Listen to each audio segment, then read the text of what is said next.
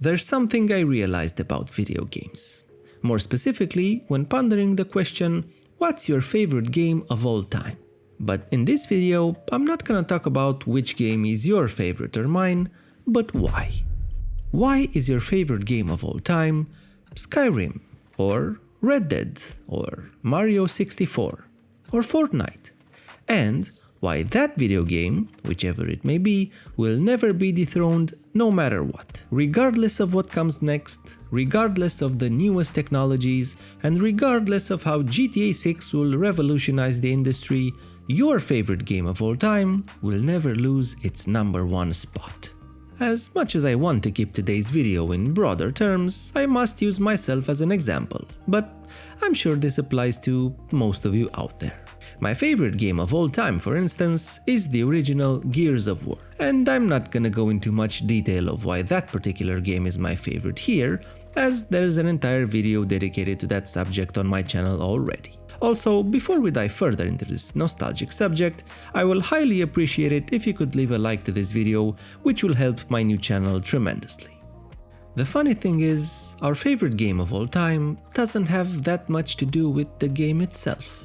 It obviously matters to some extent, as I'm sure no one could claim Life of Black Tiger as their favorite game of all time. Although, honestly, you never know. But let's say your favorite game of all time is Red Dead Redemption.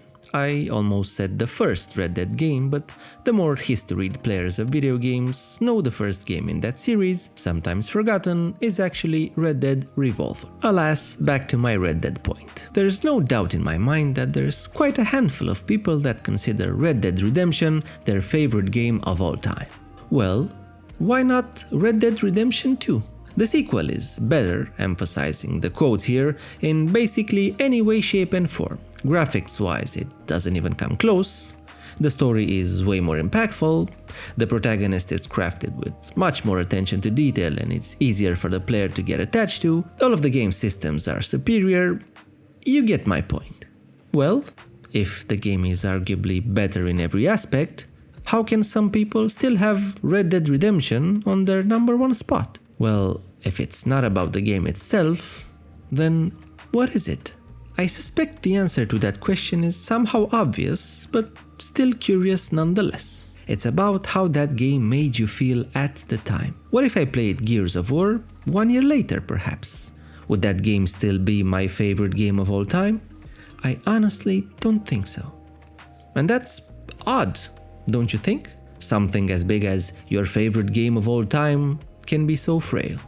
So many factors like your age, your mood at the time, your prior experience with other games, and so on, determined what will eventually end up being your favorite game of all time. And once that's settled, it is my opinion that no new title, no matter how fancy, cool, or innovative, will ever take its place. Your favorite game is and forever will be behind you, and that's okay. In fact, I believe there's a big distinction between your favorite game of all time and the best game you ever played. Does that make sense? In 2018, I played a game that truly blew my mind in every sense of the way. Well, without the literal one. I hope I don't sound cringy in any way, but the reimagining of God of War was something I ultimately didn't consider a video game. I considered it an experience. I loved it so much that, for me, it was the best thing I played in my life, ever. So, did God of War become my favorite game of all time? No, it didn't. Even though it was the best game that I ever played, it didn't take the place of my favorite game of all time. And this is exactly the point I'm trying to make. And if you're wondering about what's the reason behind my video, it's because I'm simply trying to acknowledge the fact that we shouldn't be on the lookout for our next favorite game of all time next time we're playing something new. Because, well, first of all, it isn't fair, and second of all, it might actually hinder our experience with future games. Gaming does not compare to movies, TV shows, books, music, what have you. Why? Because it's the only medium where you have input. You and only you move the story forward, you feel the sense of progression, you feel betrayed when things take a wrong turn, and so on. That's why, I think, we feel so connected with video games. Way more than movies, TV shows, books, what have you. Your favorite movie of all time could change. Same with a TV show. With games though, it's not the same. 99.9% of the time, once your favorite game of all time is set in stone, that's it. And it's probably a game you played in your childhood. As a man in my mid-30s, it's funny for me to imagine that someone's favorite game of all time will be Minecraft or Fortnite. But it's true. Kids grow up with these games and they'll look back at them 10 years from now and they'll feel exactly how I'm feeling about Gears of War. And that's great. What's interesting about the psychology of memory in gaming is that the way we remember our favorite games isn't even accurate. We don't remember frame rates or graphical fidelity or even random bugs. We just remember a feeling, who we were at the time, and we associate ourselves with that specific video game. Let me give you a quick exercise. Think about your favorite games, for instance, and your favorite movie and TV show. Now, think about what screen did you watch or play that on?